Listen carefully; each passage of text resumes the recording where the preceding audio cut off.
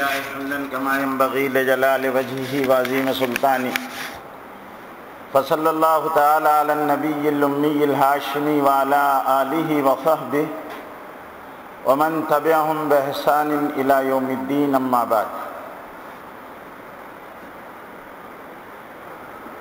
قال الله تعالى في كلامه المجيد اعوذ باللہ من الشیطان الرجیم بسم اللہ الرحمن الرحیم افحسبتم انما خلقناکم عبثا وانکم الینا لا ترجعون۔ میرے دینی بھائیوں بزرگوں، آج عید کا دن ہے۔ عید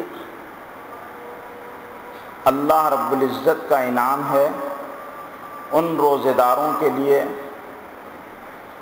جنہوں نے رمضان المبارک کے مہینے میں اللہ کے لیے کھانا اور پینا چھوڑا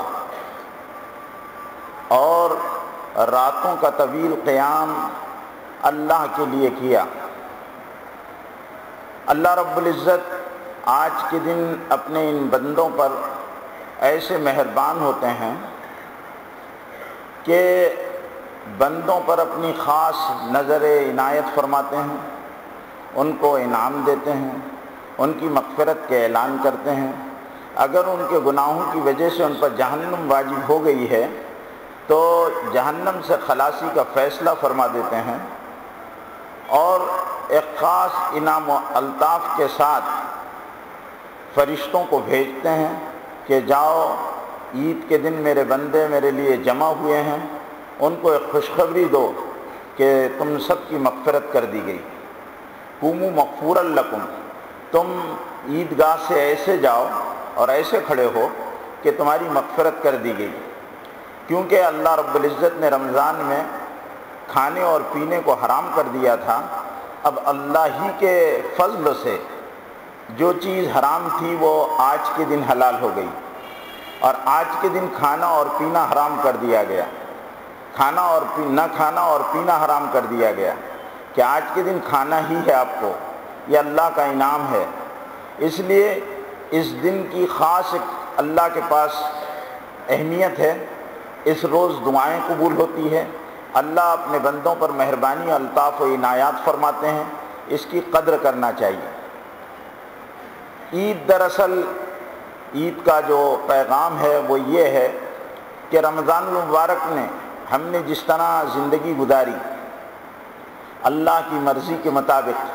اللہ کے حکموں کو پورا کرتے ہوئے، اب ہم سے مطالبہ ہے اللہ کا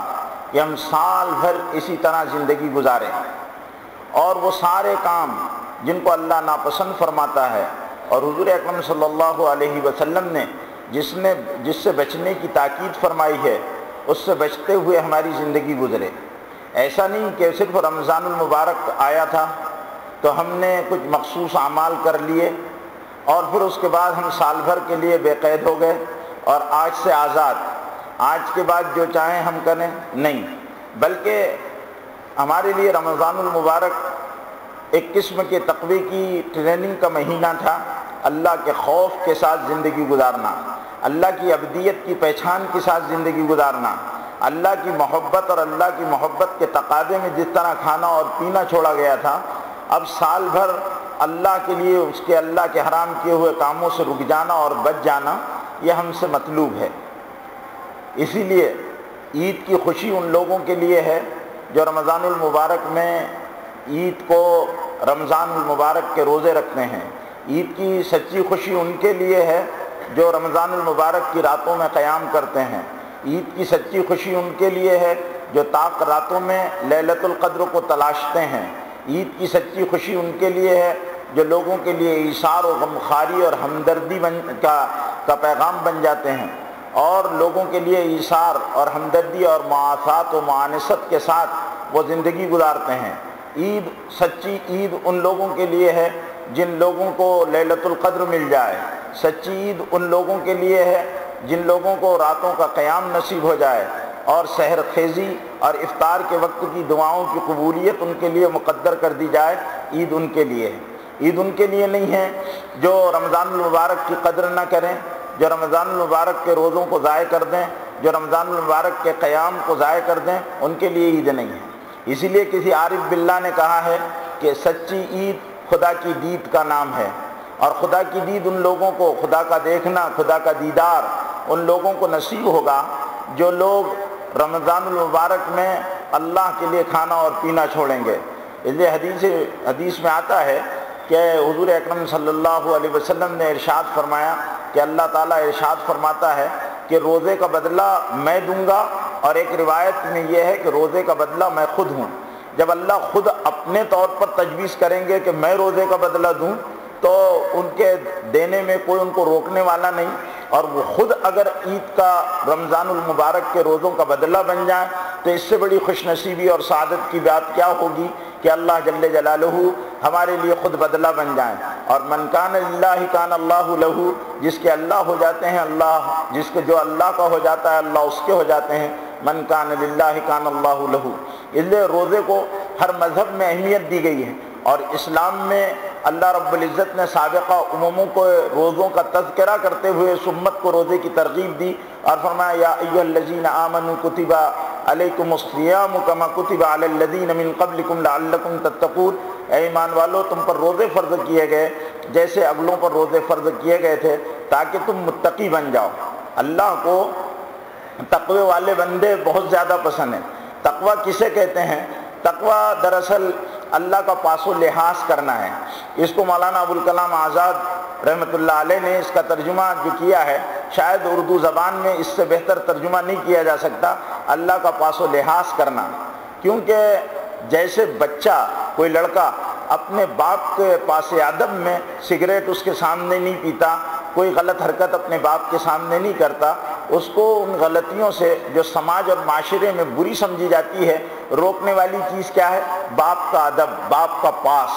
کہ میرے والد میرے سامنے کھڑے ہیں، میں ان کے سامنے ایسی حرکت نہیں کر سکتا جو میرے باپ کے ادب کے خلاف ہو۔ اسی طرح بندہ اللہ کے ادب کے خلاف کوئی ایسا کام نہ کرے جو اللہ کے ادب کے منافی ہو، کیونکہ باپ تو ہم سے کبھی نہ کبھی ایسا ہوگا کہ دور ہو جائے گا، اور باپ کبھی نہ کبھی ہم کو نہ دیکھے گا، لیکن اللہ ہر وقت دیکھتے ہیں۔ اللہ حاضر ہے، ناظر ہے، علیم ہے، خبیر ہے، بصیر ہے، شہرک سے زیادہ قریب ہے، اور اللہ رب العزت کو ہماری ہر حرکت کا اور ہر سکون کا اور ہر قول کا اور ہر فعل کا اور ہر عمل کا پتہ ہے۔ تو اللہ جب ہم کو دیکھتے ہیں اور جانتے ہیں، اور اللہ ہماری ساری چیزوں سے باخبر ہے، تو ہم لوگوں کو اللہ کا ہر وقت پاس و لحاظ رکھنا۔ رمضان میں ہم اللہ کا پاس و ادب میں کھانا نہیں کھاتے تھے، تنہا بیٹھے ہوئے ہیں،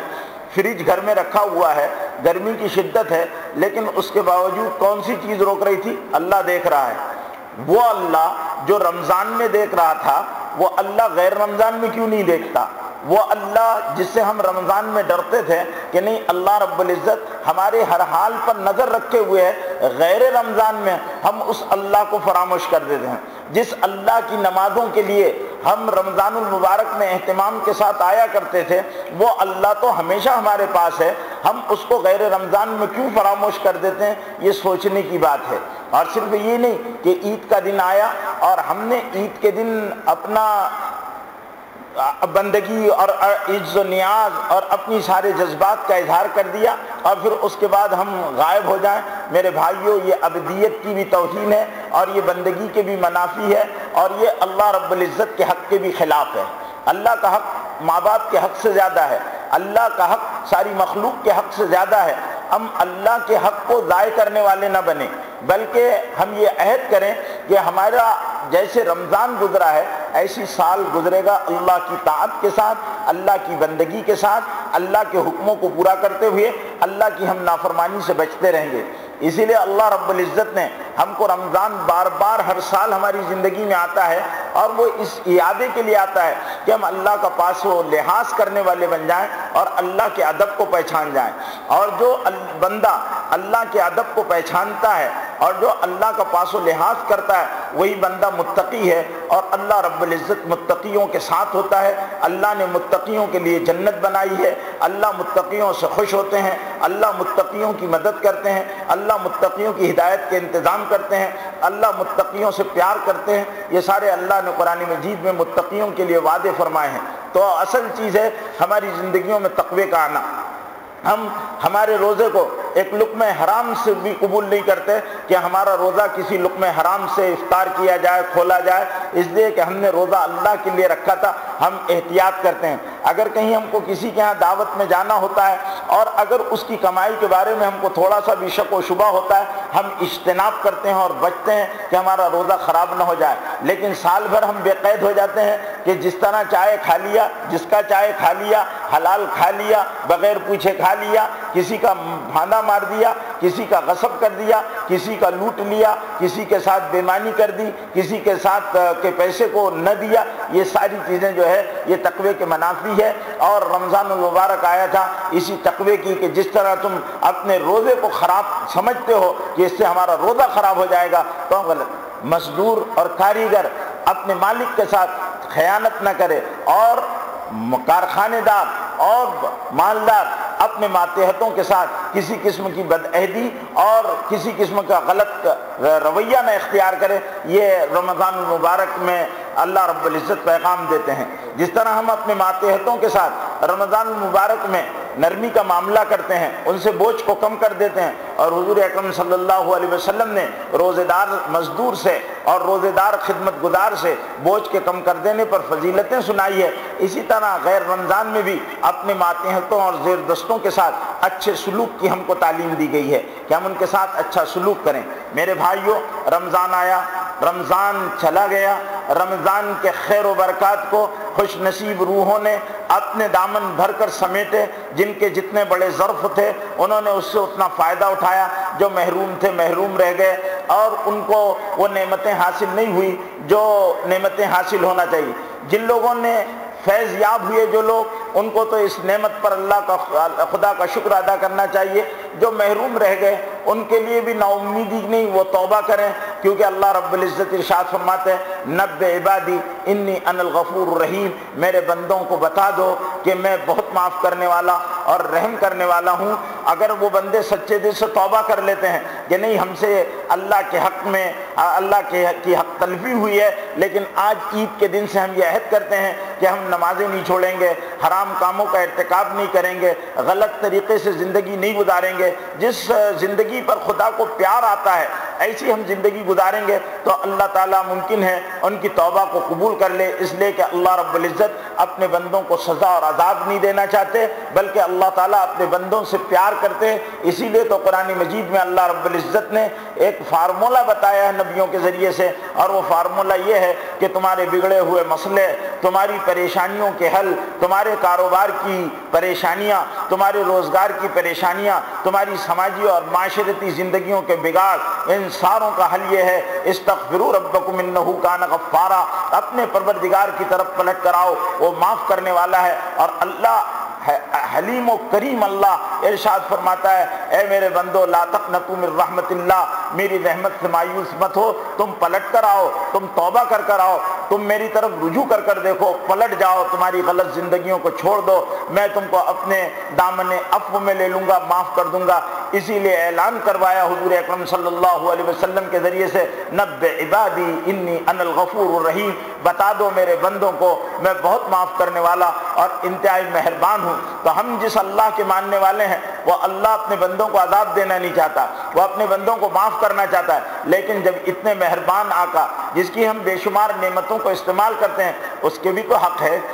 ایک باپ کے حق کو ایک بچہ اپنے باپ کے حق کو ادا کرتا ہے، ایک بیوی اپنے شوہر کے حق کو ادا کرتی ہے۔ ہم کیسے بندے ہیں کہ اللہ کے حق کو ہم ضائع کر دیں اور اس کو پورا نہ کریں؟ یہ بڑی بے وفائی ہوگی۔ اس لیے آج عید کے دن ہم صحیح عید کی خوشی ہے کہ ہمارا اللہ ہم سے راضی ہو جائے، اور سچی بات یہ ہے کہ جن سے اللہ راضی ہو جائے اور جن کو اللہ کہہ دیں یہ بندے میرے ہیں اور میں ان سے خوش ہوں، اور جن بندوں کو اللہ کہہ دے قوموا مغفورا لکم، کھڑے رہو تمہاری مغفرت کر دی گئی، جاؤ آج میری خصوصی رحمتوں کے ساتھ اور میری الطاف و عنایات کے ساتھ میں محبت والی نگاہیں تمہارے دلوں پر ڈالتا ہوں، وہ کتنے کامیاب ہوں گے کہ جن کو رمضان المبارک کی سعادتیں ملی اور عید کے دن اللہ کی طرف سے انعام ملا۔ عید کا دن انعام کا دن، اسی لیے جو رات گئی اس کو لیلۃ الجائزہ کہتے ہیں۔ لیلۃ الجائزہ کے معنی عربی میں ہوتے ہیں انعام کی رات، رات بھر اللہ رب العزت اپنے بندوں کو انعام دیتے ہیں، روزے رکھنے والوں کو روزوں کا انعام اور قیام کرنے والوں کو قیام کا انعام، اعتکاف کرنے والوں کو اعتکاف کا قیام، اور تہجد پڑھنے والوں کو تہجد کا انعام، اور سحر کھانے والوں کو سحر کا انعام، اور افطار کرنے والوں کو افطار کا انعام، اور دیگر اضافی عبادتیں کرنے والوں کو ان کی عبادتوں کا انعام ملتے رہتا ہے، اور رات بھر انعام دیتے ہیں۔ پھر آج کا دن بھی انعام کا دن ہے، آج بھی خدا سے مانگنے والے اپنی ضرورتوں کی مقدور بھر مانگ لے تو اللہ رب العزت ان کو محروم نہیں فرماتے۔ یہ قبولیت دعا کا دن ہوتا ہے، اور یہ اللہ کی طرف رجوع کرنے اور پلٹنے کا اور پلٹا کھانے کا دن ہے۔ ہماری زندگی کو ہم پلٹ لیں، ہماری زندگیوں میں ہم تقویٰ پیدا کر لیں۔ جس طرح ہم نے رمضان المبارک اللہ کی فرمانبرداریوں کے ساتھ گزارا ہے، ہمارا سال اللہ کی فرمانبرداریوں کے ساتھ گزرے۔ جس طرح ہم لوگوں کو افطار کراتے تھے، اڑوس پڑوس میں ہم افطاری کے سامان بھیجتے تھے، ایک دوسرے کی خیر خبر گیری کرتے تھے، ہم سال بھر اس طرح اپنے ماتحتوں، زیر دستوں، اپنے پڑوسیوں کی خیر خبر کرنے والے ہو۔ جس طرح رمضان کے مبارک مہینے میں اسلام اور مسلمان ایک نئی شان کے ساتھ نظر آتے تھے، اسی نئی شان کے ساتھ اسلام اور مسلمان نظر آئے۔ اس کے عہد کے ساتھ ہم کو زندگی گزارنا ہے۔ اللہ تعالی ہم سب کو کہنے سننے سے زیادہ حسن عمل کی توفیق نصیب فرمائے۔ آمین وآخر دعوانا ان الحمدللہ رب العالمین۔ دعا ہوگی، دعا کے بعد نماز کی ترتیب بتائی جائے گی، اس کے بعد جماعت کھڑی ہوگی۔ دوسری نماز ہونے والی، اس کو دوسری نماز بھی انشاءاللہ بارش کی وجہ سے ہونے والی ہے، 8:15 بجے دوسری نماز عید کی اسی مسجد میں انشاءاللہ ادا کی جائے گی۔ درود شریف پڑھ لیں، صدق کے دل کے ساتھ اپنے گناہوں کی معافی مانگیں، اللہ کی رحمت کے امیدوار بن کر کہ وہ سننے والا ہے اور جاننے والا ہے دعا کرے۔ اللہم صلی علی سیدنا و شفیعنا و حبیبنا و نبینا و مولانا محمد مبارک وسلم۔ اللہم لک الحمد کلو و لک الشکر کلو علانیتہ و سر عز جارک و جل ثناؤک لا الہ غیرک۔ ربنا ظلمنا انفسنا وان لم تغفر لنا وترحمنا لنكونن من الخاسرین۔ ربنا ظلمنا انفسنا وان لم تغفر لنا وترحمنا لنكونن من الخاسرین۔ ربنا لا تؤاخذنا ان نسینا او اخطانا ربنا ولا تحمل علينا إصرا كما حملته على الذين من قبلنا ربنا ولا تحملنا ما لا طاقة لنا به واعف عنا واغفر لنا وارحمنا أنت مولانا فانصرنا على القوم الكافرين۔ اللهم إنا على ذكرك وشكرك وحسن عبادتك اللهم اهدنا فيمن هديت وعافنا فيمن عافيت وتولنا فيمن توليت وبارك لنا فيما أعطيت وقنا شر ما قضيت وقنا شر ما قضيت وقنا شر ما قضيت فإنك تقضي ولا يقضى عليك فإنه لا يذل من واليت ولا يعز من عاديت تبارك ربنا وتعاليت۔ نستغفرك اللهم ونتوب إليك۔ اللهم اغفر للمؤمنين والمؤمنات والمسلمين والمسلمات الأحياء منهم والأموات برحمتك يا عزيز يا غفار۔ اللهم ألف بين قلوبهم وأصلح ذات بينهم وانصرهم على عدوك وعدوهم وانصرهم على عدوك وعدوهم۔ اللهم أهلك الكفرة الفجرة اليهود والنصارى والشيوعيين اللهم شتت شملهم ومزق جمعهم وفل هدهم وخالف بين كلمتهم وزلزل أقدامهم ومؤاصارهم وانزل بهم باسك الذي لا ترده عن القوم المجرمين۔ اللهم إنا على ذكرك وشكرك وحسن عبادتك اللهم أرنا الحق حقا وارزقنا اتباعه وأرنا الباطل باطلا وارزقنا اجتنابه۔ ربنا آتنا في الدنيا حسنة وفي الآخرة حسنة وقنا عذاب النار۔ اللهم إنا نسألك موجبات رحمتك وعظائم مغفرتك والغنيمة من كل بر والسلامة من كل إثم لا تدع لنا ذنبا إلا غفرته ولا هما إلا فرجته ولا كربا إلا نفسته ولا ضرا إلا كشفته ولا عيبا إلا سترته ولا عصيرا إلا يسرته ولا مريدا إلا شفيته ولا مريدا إلا شفيته ولا مريدا إلا شفيته ولا مسافرا إلا بلغته ووعديته ولا حاجة هي لك رضا ولنا فيها صلاة إلا قضيتها يا أرحم الراحمين يا أرحم الراحمين يا أرحم الراحمين۔ إليك ربي فحببنا وفي أنفسنا لك ربي فضللنا وفي أعين الناس فعظمنا وعلى صراطك المستقيم فثبتنا اللهم انصرنا ولا تنصر علينا اللهم اهدنا ويسر الهدى لنا اللهم انصرنا على من بغى علينا ربنا اجعلنا لك ذكارا لك شكارا لك رهابا لك متواء لك مطيعا إليك مخبتا إليك أواها منيبا ربنا تقبل توبتنا واغسل توبتنا وسدد لساننا وثبت حجتنا واسلل سخيمة أمورنا اللهم باعد بيننا وبين خطايانا كما بعدت بين المشرق والمغرب ونقنا كما ينقى الثوب الأبيض من الدنس يا حي يا قيوم برحمتك نستغيث يا حي يا قيوم برحمتك نستغيث يا حي يا قيوم برحمتك نستغيث أصلح لنا شأننا كله ولا تكلنا إلى أنفسنا طرفة عين إن تكلنا إلى أنفسنا تکلنا إلى ضعف وعورت وذنب وخطیہ اے اللہ ہمارے گناہوں کو معاف فرما دے اے اللہ ہمارے گناہوں کو معاف فرما دے اے اللہ ہمارے گناہوں کو معاف فرما دے اے اللہ آج انعام کا دن ہے اے اللہ ہم نے تیرے لیے روزے رکھے اے اللہ ہم نے تیرے لیے روزے رکھے اے اللہ ہم نے تیرے لیے راتوں کا قیام کیا اے اللہ ہمارے روزے رکھنے کو ہمارے قیام کو قبول فرما لے جو کمی کوتاہیوں سے معاف فرما دے اے اللہ ہمیں محروم نہ فرما اے اللہ اپنی بے پایا رحمتوں سے ہمیں نواز دے اے اللہ بہت بڑے مجرم ہیں پاپی ہیں اے اللہ ہم نے بڑے نافرمانیاں کی ہے اے اللہ اپنے جرموں کے اقرار کے ساتھ اے اللہ عبدیت کے اظہار کے لیے اے اللہ تیری بارگاہ میں ہاتھ پھیلائے ہاتھ دامن پسارے پہنچے ہیں اے اللہ تو ہم سب کو معاف کر دے اے اللہ ہمارے ماں باپ کو معاف فرما دے اے اللہ ہم سب کو معاف فرما دے پوری امت کو معاف فرما دے اے اللہ ہماری بدعمالیوں کی سزا اے اللہ بے قصوروں کو عطا نہ فرما اے اللہ سب کو معاف فرما دے پوری امت پر رحم کا کرم کا عفو کا عافیت کا معاملہ فرما اے اللہ پوری امت پر رحم کا کرم کا عفو کا عافیت کا معاملہ فرما اے اللہ پوری امت جیسی تیسی ہے اے اللہ جس حال میں ہے اے اللہ تو بہتر جانتا ہے رحم کر تو نہ اپنے آئینے کرم کو بھول جا ہم تجھے بھولے لیکن تو نہ ہم کو بھول جا ہم تجھے بھولے لیکن تو نہ ہم کو بھول جا اے اللہ تو نے ہی کہا نبئ عبادی انی انا الغفور الرحیم اے اللہ ہم معافی مانگ رہے ہیں اے اللہ پوری امت کی طرف سے اے اللہ پوری امت کو معاف فرما دے پوری امت کو معاف فرما دے پوری امت کو معاف فرما دے اے اللہ پوری امت پر رحم کا کرم کا عفو کا عافیت کا معاملہ فرما اے اللہ پوری امت پر رحم کا کرم کا عفو کا عافیت کا معاملہ فرما اے اللہ ہم جیسے ہیں اے اللہ تو ہم کو جانتا ہے اے اللہ لیکن کچھ بھی ہیں خار ہیں بدکار ہیں ذلت میں ہیں ڈوبے ہوئے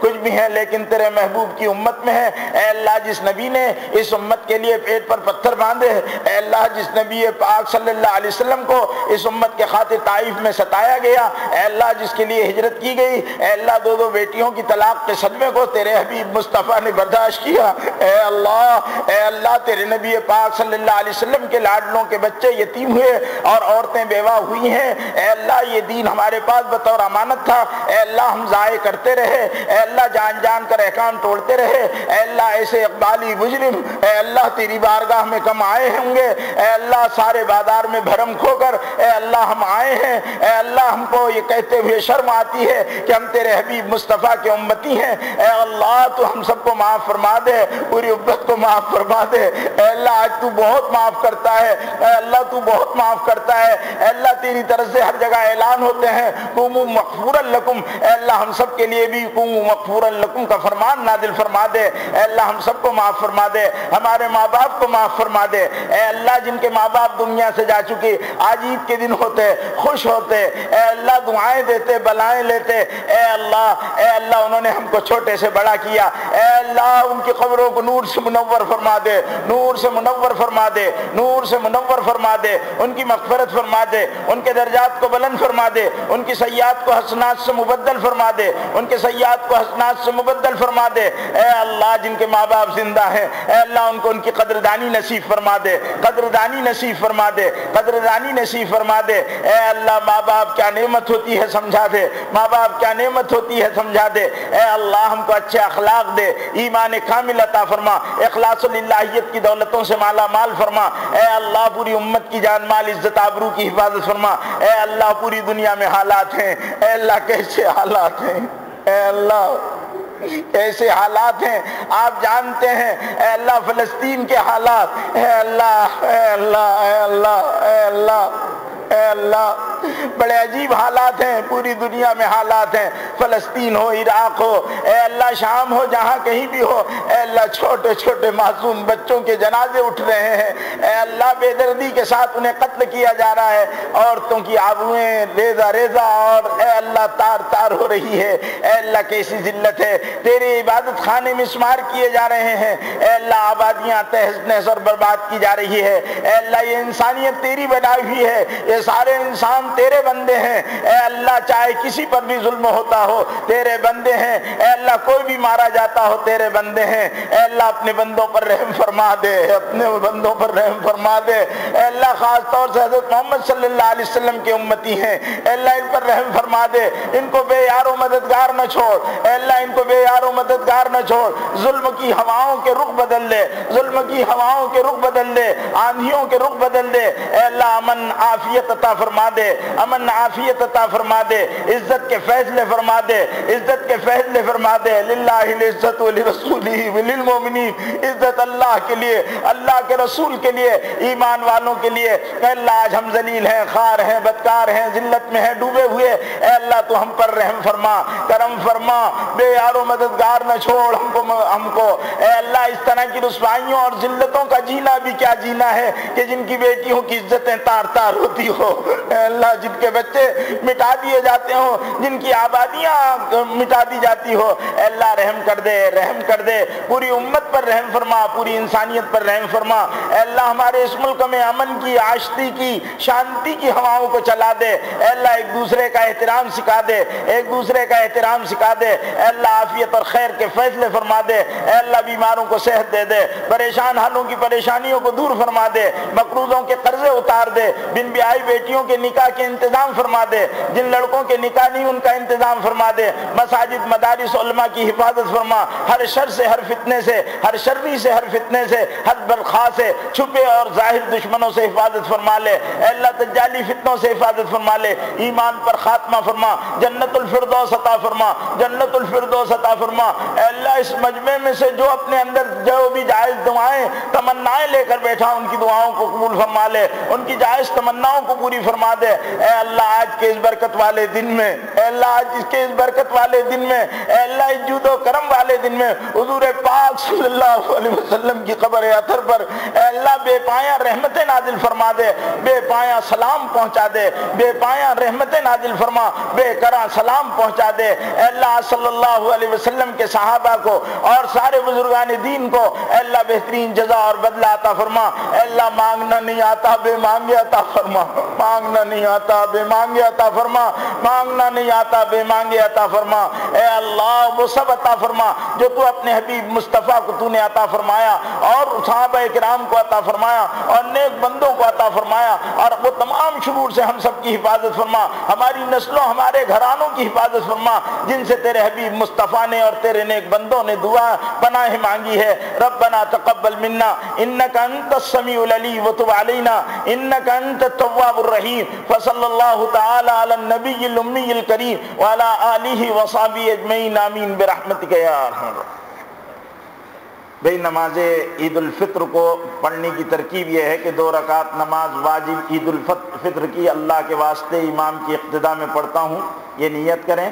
الفاظ دہرانے کی ضرورت نہیں، دل کے ارادے کے ساتھ بھی زائد 6 واجب تکبیروں کے نماز پڑھی جاتی ہے، اس لیے ترتیب کو سمجھنا ضروری ہے۔ امام نیت کے بعد امام اللہ اکبر کہے گا، ہم بھی اللہ اکبر کہہ کر ہاتھ باندھیں گے، ثنا پڑھیں گے، پھر امام اللہ اکبر کہے گا، ہاتھ چھوڑیں گے نہیں، ہاتھ اٹھا کر پھر ہاتھ باندھ لیں گے، پھر امام اللہ اکبر کہے گا، ہم بھی اللہ اکبر کہیں گے، ہاتھ باندھ لیں گے، پھر امام اللہ اکبر چوتھی مرتبہ کہے گا، ہم بھی اللہ اکبر کہہ کر ہاتھ اٹھائیں گے اور باندھ لیں گے۔ اب اس رکعت میں امام سورہ فاتحہ اور سورت پڑھیں گے، رکوع ہوگا اور اپنے معمول کے اعتبار سے پہلی رکعت ہوگی، اور اس کے بعد دوسری رکعت میں